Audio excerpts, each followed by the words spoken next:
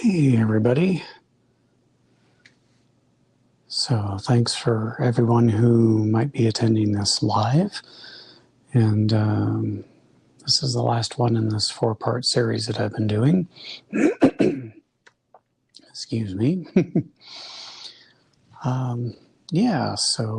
Once again I'm going to be talking about the novel that I've been essentially using and reviewing week by week, called The Happiness Trap. And it's by an author named Russ Harris. I don't know if he's really a doctor or not.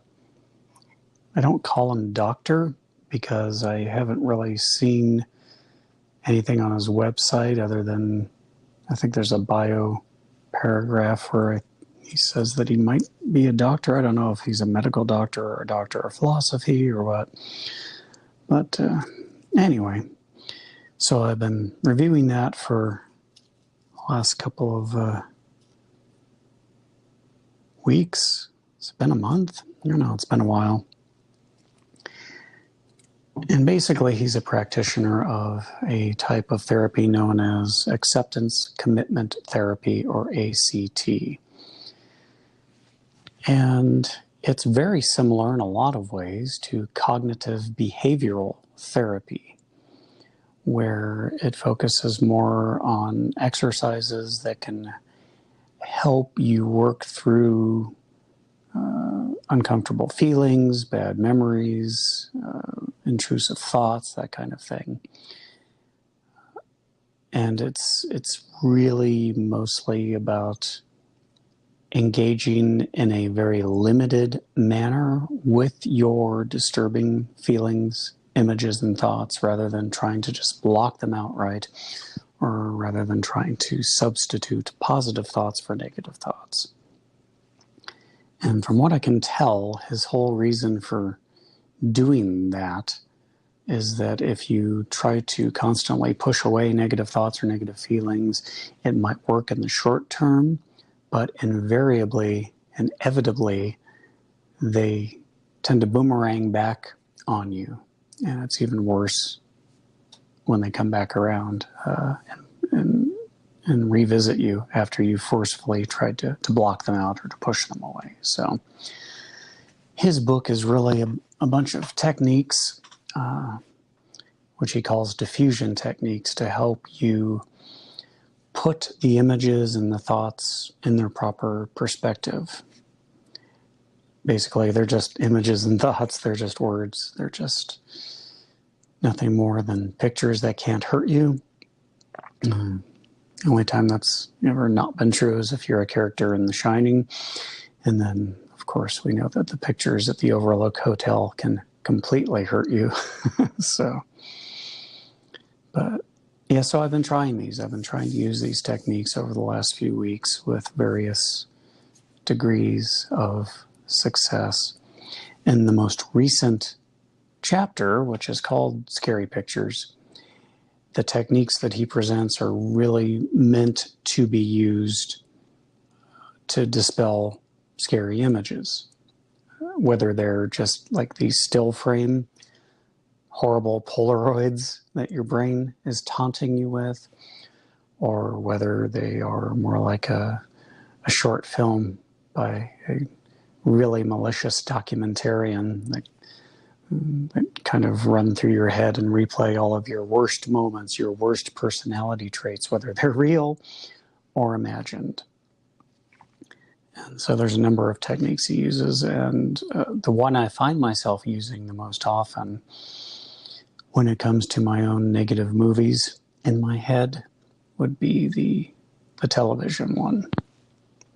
Excuse me, my hands are really cold today, so I have some tea here. So I apologize for the slurping. That's good. The latest technique that I've been using more than the others is television. So you take that still image or that movie clip in your brain, and you picture a room with a big screen TV in it, and you move that picture onto the screen of that television.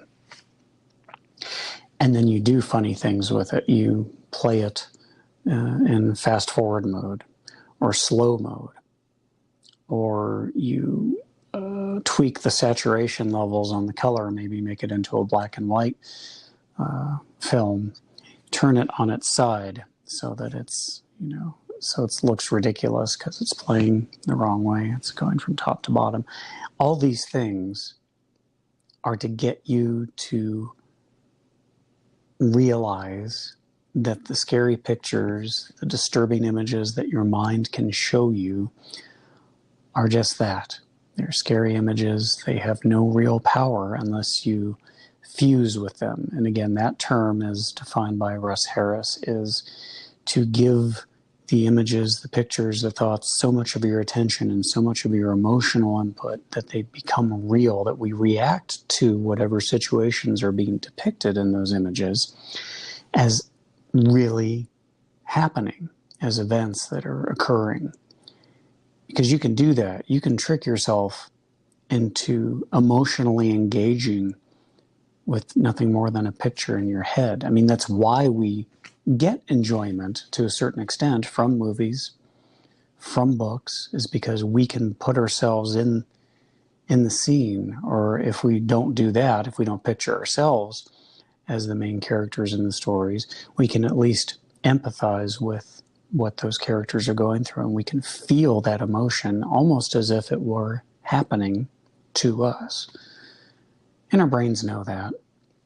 So when your subconscious and even your conscious mind are trying to attack you and tell you what a rotten person you are, it's counting on you engaging with it, with what it's showing you as if it were reality. So yeah, the television technique is good for dealing with that, because you get to be your own editor of your own movie cinema in your head, right? So you're taking the bad movie and you're doing fun things with it to reinforce that, oh, this isn't real. I don't have to engage with this as if it were real because I'm the editor and I can do whatever I want. And along those same lines, some of the other techniques that he suggests in this chapter are the subtitling technique, which of course you can figure that out if you've ever watched silent movies, kind of that thing. So you can caption your mind's stupid movie with funny, humorous subtitles that will again help take away the power the image has over you. He also mentions scoring the movie or the picture with an amusing soundtrack. And the one I remember, my go-to for when I do that would be Yakety Sax. A lot of people have heard the song, but they don't know it by name. If any of the older people who watch my show remember a TV series called Benny Hill, he used that song throughout. It's just a silly song. And if you put a silly song, no matter what it is, as the soundtrack to the disturbing movie that your mind is trying to force you to watch, it can help. It can really help. So of those, I think my favorites are obviously the television one and the soundtrack one. There's also a technique that he calls shifting locations, where, and this works better, I think, if your mind is just bombarding you with still images of you doing bad things or bad things being done to you or whatever, maybe you witnessing bad things.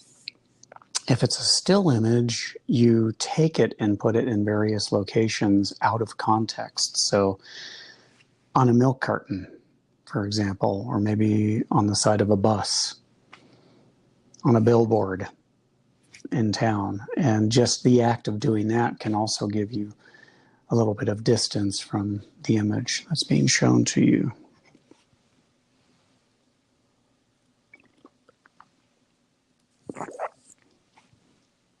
So yeah, I don't use that one that much. For whatever reason, my brain tends to think more in cinematic terms than portrait terms. So,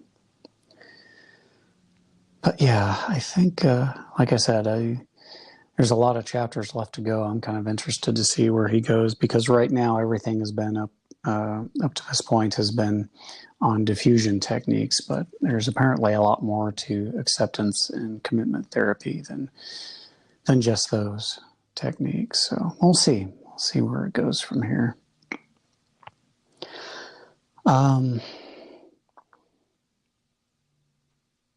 Yeah, I think last week I talked a little bit about my experiences with the medication that I take for my depression and anxiety. And it's funny because when I rebroadcasted that on my YouTube channel, I got demonetized.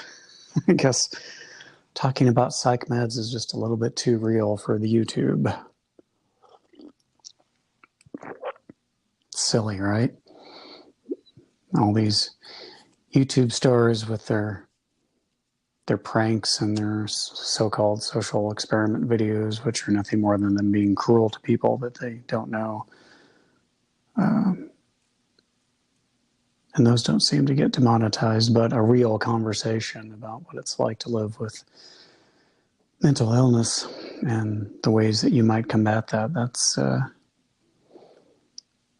that apparently triggers someone at YouTube.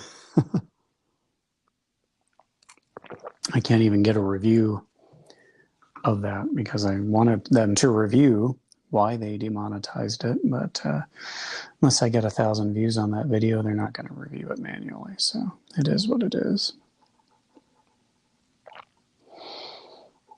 I'd be interested to hear from you guys when you first became aware of your anxiety, of your depression. I guess for me, it was probably fairly early on as a little kid. I always knew I wasn't the same as all the other kids around me. I have always thought about stuff way too much, more than is healthy. I guess I always knew that. But yeah, I'd be interested in hearing from you guys what you think. As far as your own experiences with depression, do you have techniques that you use on a regular basis that work for you? And if you have been following along at home with my chapter-by-chapter review of the happiness trap, and you've been using any of those techniques, I'd love to hear from you as to if they're working or not. What have you found that works for you?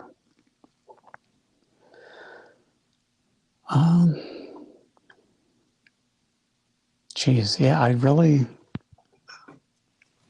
was kind of a short chapter, so I'm not really sure what else to talk about on this one. I still have things that trigger me. Usually it's worries about money. The big one for me has always been constantly worrying about time. Whatever I happen to be investing my time in always feels like it's the wrong thing to be investing my time in, whether it's doing these videos or if it's practicing the violin or exercising, whatever. I never feel like I'm doing the right thing at the right time. That's a big one. I've been trying to find an actual therapist to talk to. Can be hard to do. As a lot of us know who live here in the United States, insurance isn't always the best about covering anything to do with mental health. And it's increasingly hard to find a psychologist that takes my insurance. So I know they have those things online like BetterHelp.com or .net or .org or something. It's a neat idea, but man, is it expensive. I mean, it's expensive and they want you to pay for a bunch of it up front. And it's like, nope, can't do that. So in the meantime, the search continues, I guess.